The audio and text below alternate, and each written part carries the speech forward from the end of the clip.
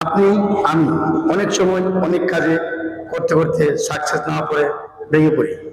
ভেঙে পড়া জীবন নয়। ভেঙে পড়ার পর নিজেকে তৈরি করার নামই হয়েছে জীবন। আপনার সাথে আমার সাথে অনেকেরই সম্পর্ক হয়। সম্পর্ক তৈরি করার আগে আপনি এটা পরীক্ষা এবং নিশ্চিত করে নেবেন আপনাকে তার প্রয়োজন না প্রিয়জন।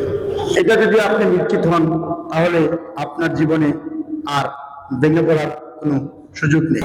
মানুষ মানুষকে তার প্রয়োজন থেকে বেশি ব্যবহার করে।